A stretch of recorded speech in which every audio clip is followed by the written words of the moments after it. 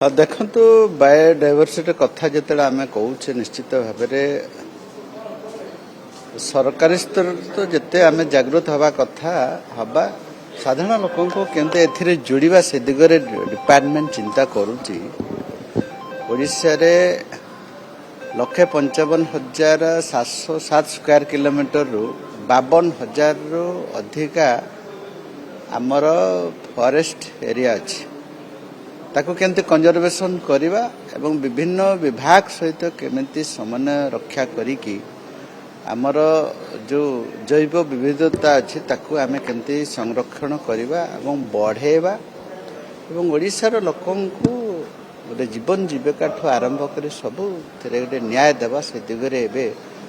Biodiversity board को आम active करवा से विगत सरकार टाइम रे से कौन से साइंटिस्ट नहांती स्टाफ रो अभाव भी अच्छी से बायोडायवर्सिटी बोर्ड जोटा कि आम सृष्टि को संरक्षण कर सबू दिगरे ओडिशा रे जेते प्रकार जल जंगल जमी जीव जंतु अच्छा संरक्षण करने रिसर्च करे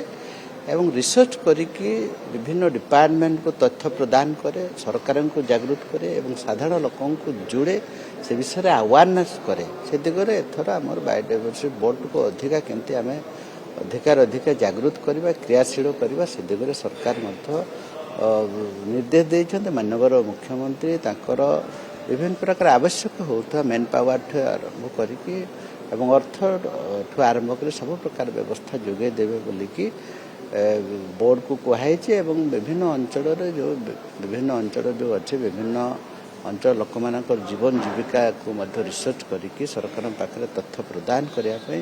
पूर्ण मात्रा सरकार निर्देश देते। गतकाली आप जानते मुख्यमंत्री केमती पेट्रोल डीजेल खर्च काट 28 फर्मुला जारी कर गाड़ी को गुरुत्व दि जाऊँगी ऑफिसर माने वर्चुअल मीटिंग नहीं पारे केमती देखुं देखु से समय अनुसार आवश्यक पड़ुचे एवं आम जदि निजर अनावश्यक जोटा आवश्यक न थे कि आम जो बहुत जिनस आम बर्तमान आधुनिकता हो विभिन्न प्रकार आवश्यक न थे कि आम यूज करमत माननीय मुख्यमंत्री जो निर्देश देते सब विभाग मानिबा कथा मुझे गोटे गाड़ी यूज करुच्ची बेले बेले आवश्यक पड़े 2टा गाड़ी यूज होची आम पारु पर्यंत जो ठीक आमर सब प्रकार आमर पॉल्यूशन कथा उठी अधिकार गाड़ी व्यवहार करवा पॉल्यूशन एवं सरकार को अधिकार बोझ भी पड़े अर्थ बोझ भी पड़े से दिगरे माननीय मुख्यमंत्री जो पदक्षेप नहीं स्वागत योग्य समस्ते ताको मानिया कथा। सर ईवी वर्तमान चार्जिंग स्टेशन सब बड़े ये गोटे चैलेंज होबनी सर तापर ई करंट भी सर ग्रामांचल सब कटि हो अनेक समय प्रत्येक कथार प्रत्येक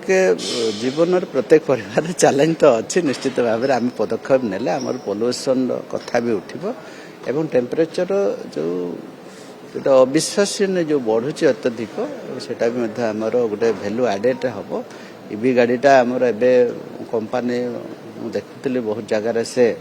निजे सब चार्जिंग पॉइंट गुड़ाक स्टाब्लीश करवा निश्चित भाव में आगामी दिन में समस्ते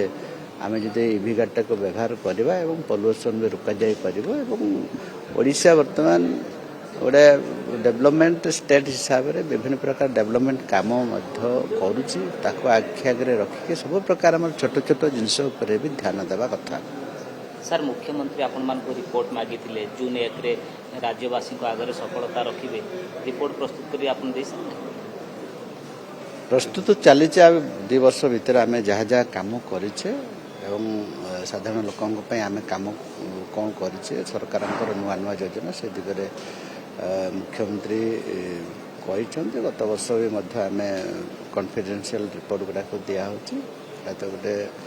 निरंतर प्रक्रिया अच्छी से दिगरे सरकार भी अधिका मंत्री माने सबू कम को निजे तदारख करिकी सब लोकों सहित साधारण लोकों सहित केमती जोड़े से दिगरे निर्देश अच्छे जोटा कि राज्यर स्वास्थ्य दृष्टि सब प्रकार आमे केमती अधिका भैल्यू एडेड करवा सरकार योजना को लोक मान पाख पहुँचवा और ओडिशा विकास केमती लगे मंत्री मैंने दिन राति खटुंट निश्चित भाव में बहुत ଆପଣ ମନ୍ତ୍ରୀମାନଙ୍କୁ ଦେଖୁଥିବେ ଯେଉଁମାନେ 18 ଘଣ୍ଟା 20 ଘଣ୍ଟା ସବୁ ମେହନତ କରୁଛନ୍ତି ନିଶ୍ଚିତ ଭାବରେ ସେ ଯୋଜନାଟା ଲୋକମାନେ କେମିତି ସଫଳ ପାଇବେ ସେଇଟା ହେଉଛି ବଡ଼ କଥା ଏବଂ ନିଶ୍ଚିତ ଭାବରେ ଓଡ଼ିଶା ଜାଗୃତ ହେଉଛି ଆଗକୁ ଯାଉଛି ପରିବେଶ ବିଭାଗ ଜଙ୍ଗଲ ବିଭାଗ ମଧ୍ୟ ସେଥିରେ ପଛେଇନି ଆମେ ଓଡ଼ିଶାକୁ କେମିତି କଣ୍ଟ୍ରୋଲ କରିବା ଏବେ ଆଜିକାର ପଞ୍ଚମ ଏବଂ 60 ଫିଟ୍ର ଯେଉଁ ଚ୍ୟାଲେଞ୍ଜ ଅଛି ଆମ ପାଖରେ ଡେଭଲପମେଣ୍ଟର କଥା ଏବଂ ପରିବେଶକୁ ସନ୍ତୁଳନ କରିବା ଇକୋଲୋଜିକାଲି ବାଲାନ୍ସ କରିବା ସେ ଦିଗରେ ମଧ୍ୟ ଆମେ କାମ କରୁଛେ ଝାରସୁଗୁଡ଼ାଠୁ ଆରମ୍ଭ କରି ବୌଦ୍ଧଠୁ ଆରମ୍ଭ କରି ତାଳଚେର ଅନୁଗୁଳ ତାର ପାଇଁ ଗୋଟେ ଆମେ ମାଷ୍ଟର ପ୍ଲାନ୍ ବନେଇବା ଯେଉଁଟାକି ଆଗାମୀ ଭବିଷ୍ୟତରେ ଯାହା ଯାହା ସବୁ ବିଭିନ୍ନ ଇଣ୍ଡଷ୍ଟ୍ରିଆଲ ଏରିଆ ଆବଶ୍ୟକ ଅନୁସାରେ ଗଛ ଅଛି କି ନାହିଁ ଆବଶ୍ୟକ ଅନୁସାରେ ଆମର ସବୁଜ ବନାନୀ ବନୁଛି କି ନାହିଁ ପରିବେଶ ଠିକ୍ ହିସାବରେ କଣ୍ଟ୍ରୋଲ କରିବା ପାଇଁ ଆବଶ୍ୟକ ଆମର ସୃଷ୍ଟି ଯାହା ଦେଇଥିଲା ଆଜି ବାୟୋଡାଇଭର୍ସିଟିର କଥା ଉଠିବ ଜଳ ଜଙ୍ଗଲ ଜମି କେମିତି ନଷ୍ଟ ହେଇଛି ସେ ଦିଗରେ ମଧ୍ୟ ଆମର ଆଜି ଯେଉଁ ଆନ୍ତର୍ଜାତିକ ବାୟୋଡାଇଭର୍ସିଟି ଯେଉଁ ପ୍ରୋଗ୍ରାମ ଥିଲା ସେଥିରେ ମଧ୍ୟ ଆମର ବୋର୍ଡ ଅଫ୍ ଡାଇରେକ୍ଟରକୁ ନିର୍ଦ୍ଦେଶ ଦିଆଯାଇଛି ସାର୍ ଅସହ୍ୟ ତାତି ଆପଣ ଦେଖୁଥିବେ ଗ୍ରୀଷ୍ମ ପ୍ରଭାବ ଶ୍ରମ ବିଭାଗ କେତେ ସଜାଗ କାରଣ ଅଂଶୁଘାତରେ ଆପଣ ଦେଖୁଥିବେ ସାରା ଓଡ଼ିଶାର ଚିତ୍ର ଆସୁଛି ଅଂଶୁଘାତ ଜନିତ ମୃତ୍ୟୁ ହେଉଛି ଜୀବନ ଗଲାଣି ଦେଖନ୍ତୁ ଆମର ଗଭର୍ଣ୍ଣମେଣ୍ଟ ତ ଯାହା ଆଗରୁ ଆମେ ସବୁ ଗାଇଡଲାଇନ୍ ଲୋକଙ୍କ ପାଖକୁ ପହଞ୍ଚେଇ ଦେଇଛୁ ମଝିରେ ଆମର ଆଡଭାଇଜରୀ ବି ଜାରି କରାଯାଇଥିଲା ଯେ 11ଟାରୁ 3ଟା ପର୍ଯ୍ୟନ୍ତ ଆମେ କାମ କରିବା ବିଭିନ୍ନ ବେସରକାରୀ ସଂସ୍ଥାମାନଙ୍କୁ ମଧ୍ୟ ଯେଉଁଟାକି ଘରୋଇ ଯେଉଁମାନେ କାମଦାମ କରୁଛନ୍ତି ସେମାନଙ୍କୁ ମଧ୍ୟ ନିର୍ଦ୍ଦେଶ ଦିଆଯାଇଥିଲା ଆମେ ଅତ୍ୟଧିକ ଟେମ୍ପରେଚରରେ ଆମେ ଶ୍ରମିକମାନଙ୍କୁ ଏଥିରୁ ବିରତ ରଖିବା ଏବଂ କାମ କରିବା ପାଇଁ ଦେବା ନାହିଁ 11ଟାରୁ 3ଟା ପର୍ଯ୍ୟନ୍ତ ବନ୍ଦ ରଖିବା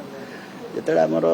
ଖରା କମିଯିବ ତାତି କମିଯିବ ଆମେ କାମ କରିବା ପାଇଁ ସାଧାରଣତଃ ନିର୍ଦ୍ଦେଶ ଦିଆଯାଇଛି ପ୍ରତ୍ୟେକ ବର୍ଷ ମଧ୍ୟ ନିର୍ଦ୍ଦେଶ ଦିଆଯାଉଛି ସେ ଦିଗରେ ଯେଉଁମାନେ ଖିଲାପ କରୁଛନ୍ତି ସରକାରୀ ସ୍ତରରେ ତ କାମ ତ ବର୍ତ୍ତମାନ ଆମର ଚାଲୁନି ଯେଉଁ ବେସରକାରୀ ସଂସ୍ଥା ଗୁଡ଼ାକ ଲୁଚି କରୁଥିବେ ଯଦି ଗଭର୍ଣ୍ଣମେଣ୍ଟ ତାଙ୍କ ବିରୁଦ୍ଧରେ ନିଶ୍ଚିତ ଭାବରେ କାର୍ଯ୍ୟାନୁଷ୍ଠାନ ଗ୍ରହଣ କରିବ